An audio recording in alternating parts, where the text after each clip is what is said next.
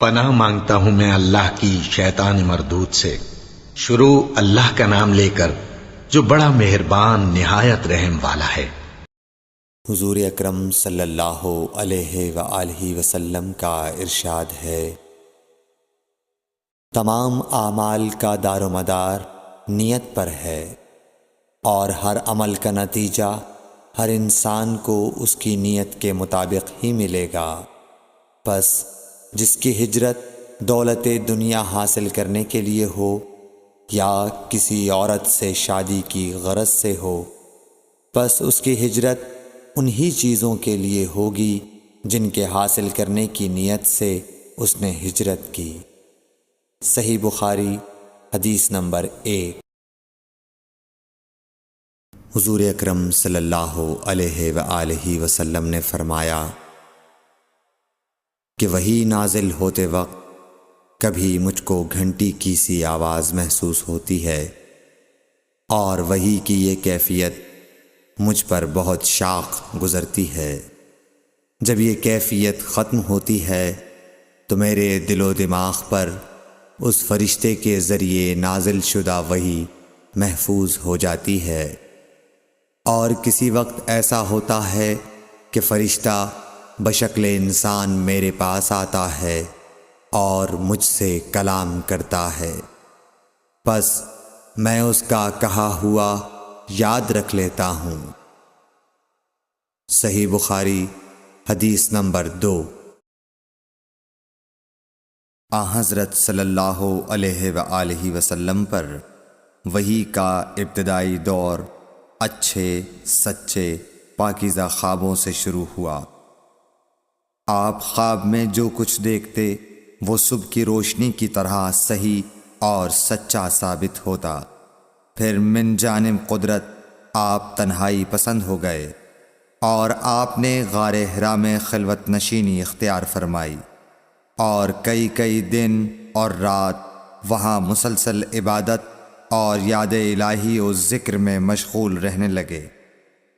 جب تک گھر آنے کو دل نہ چاہتا توشہ ہمراہ لیے ہوئے وہاں رہتے۔ توشہ ختم ہونے پر ہی اہلیہ محترمہ حضرت خدیجہ رضی اللہ تعالی عنہا کے پاس تشریف لاتے، اور کچھ توشہ ہمراہ لے کر پھر وہاں جا کر خلوت گزین ہو جاتے۔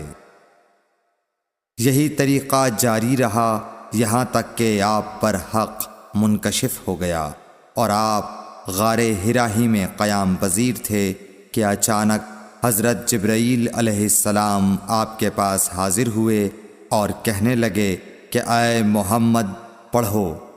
آپ فرماتے ہیں کہ میں نے کہا کہ میں پڑھنا نہیں جانتا۔ آپ صلی اللہ علیہ وسلم فرماتے ہیں کہ فرشتے نے مجھے پکڑ کر اتنے زور سے بھینچا کہ میری طاقت جواب دے گئی۔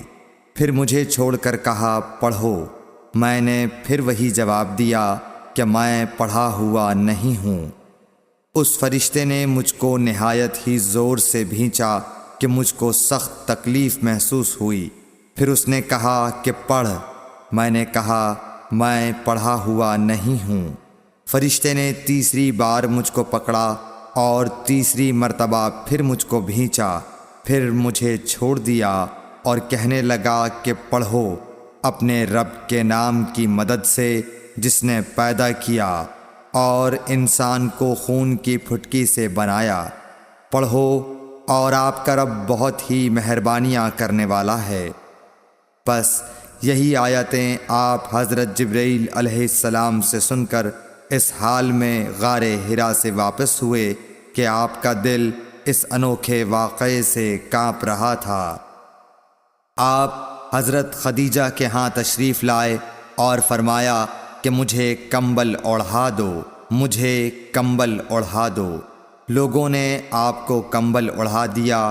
جب آپ کا ڈر جاتا رہا تو آپ نے اپنی زوجہ محترمہ حضرت خدیجہ رضی اللہ تعالی عنہا کو تفصیل کے ساتھ یہ واقعہ سنایا، اور فرمانے لگے کہ مجھ کو اب اپنی جان کا خوف ہو گیا ہے۔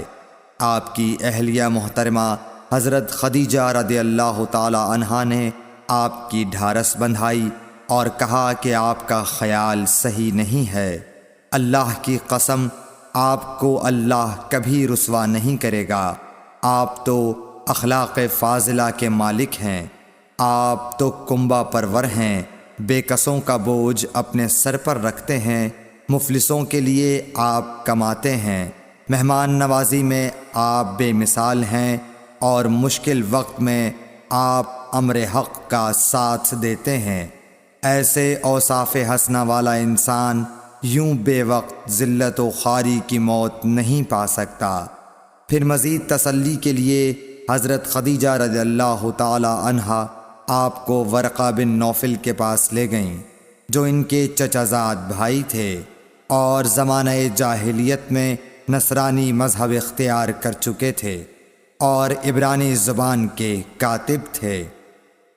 چنانچہ انجیل کو بھی حسب منشائے خداوندی عبرانی زبان میں لکھا کرتے تھے۔ انجیل سریانی زبان میں نازل ہوئی تھی، پھر اس کا ترجمہ عبرانی زبان میں ہوا۔ ورقہ اسی کو لکھتے تھے۔ وہ بہت بوڑھے ہو گئے تھے، یہاں تک کہ ان کی بینائی بھی رخصت ہو چکی تھی۔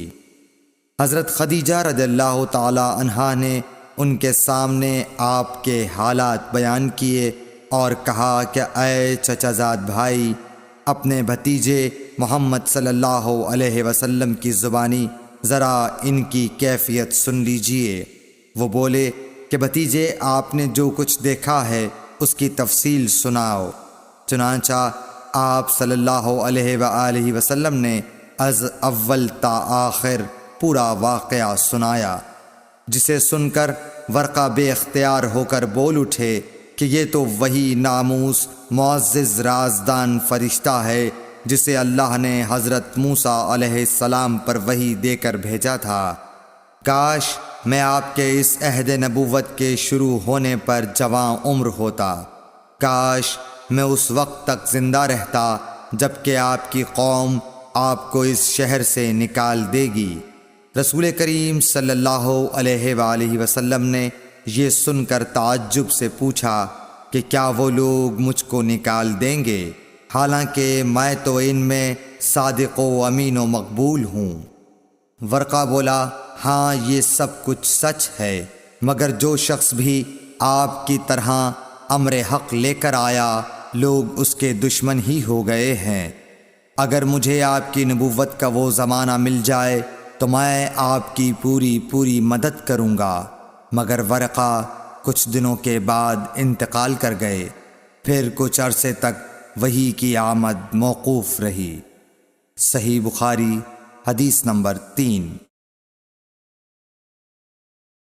حضور اکرم صلی اللہ علیہ وآلہ وسلم نے وحی کے رک جانے کے زمانے کے حالات بیان فرماتے ہوئے کہا کہ ایک روز میں چلا جا رہا تھا کہ اچانک میں نے آسمان کی طرف ایک آواز سنی اور میں نے اپنا سر آسمان کی طرف اٹھایا۔